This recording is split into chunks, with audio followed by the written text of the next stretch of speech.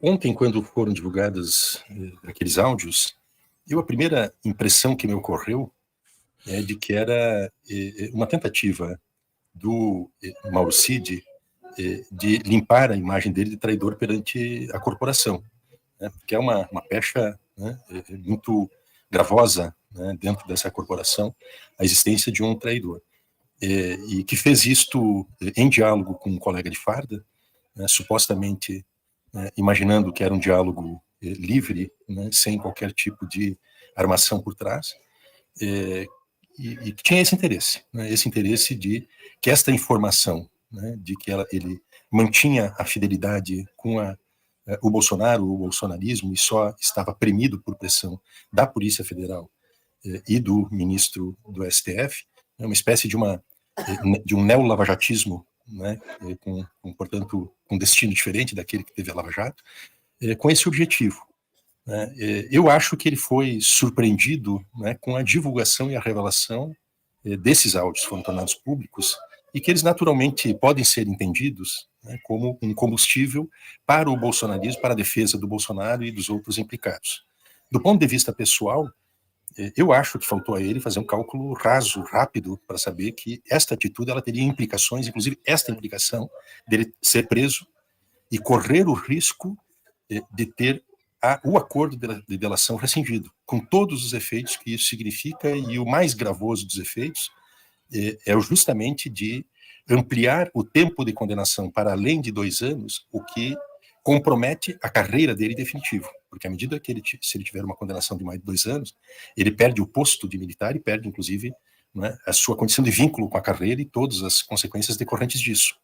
E esse é um risco que eu acho que ele passa a correr, né, e mais do que isto, ele arrasta para dentro, de novo, dos inquéritos, o seu próprio pai. Quer dizer, nós temos que entender que a delação... Hein? A mulher Oi? Também. A mulher também. E a mulher também, claro, a Gabriela Cid, né? Mas mais importante do que a Gabriela Cid, eu entendo, Tereza, é o general Lorena Cid, que traz para dentro, que também tem envolvimento, ele teve envolvido naquele episódio, né, de negociação da venda das joias traficadas, roubadas da União, contrabandeadas para os Estados Unidos para serem vendidas, né, clandestinamente no mercado estadunidense. Há quem diga que ele caiu numa armadilha, né, uma armadilha que o bolsonarismo armou. Eu tenho uma certa dificuldade de ver dessa forma. Desde ontem, quando eu vi a notícia, eu imaginei que o excesso de malandragem dele ia levar a consequências, né, muito prejudiciais, como essas que ele teve, e não era descartado a hipótese, né, de uma prisão diante das acusações muito graves que ele fez a todo o sistema de justiça e o sistema policial da Polícia Federal. Então ele colocou em dúvida e inverteu a realidade como se ele fosse, né, vítima, né, de uma postura inadequada de parte das autoridades policiais e judiciárias do país. Eu entendo. Por que você acha que ele não caiu numa trampa, na armadilha?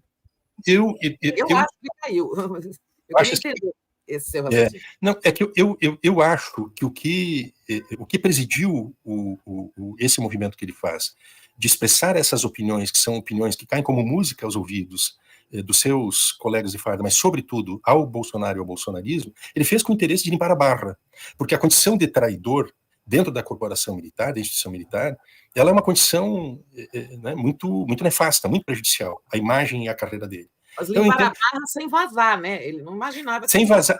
Mas aí é que vem outro problema, né, que é conexo a isso naturalmente, é que eles internamente estão numa luta interna feroz, que é todos contra todos também, eu entendo, Tereza, porque querem arrastar ao máximo para dentro da cena do crime. Ele mesmo fala isso, né, Mauro Cid?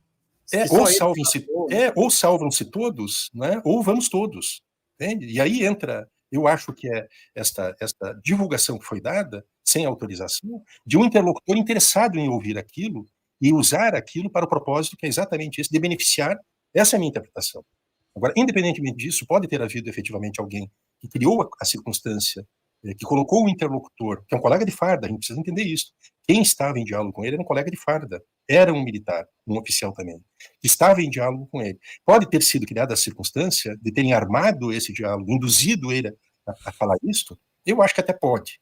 Não altera de qualquer maneira, sendo uma armadilha ou não, ou sendo, né, essa tentativa dele de limpar a imagem, de maneira ingênua, achar que o assunto não fosse vazar, a consequência, ela teria sido esta que ele está padecendo agora. né, que ele corre um risco muito sério de ter o seu acordo de delação rompido sem prejuízo à evolução das investigações.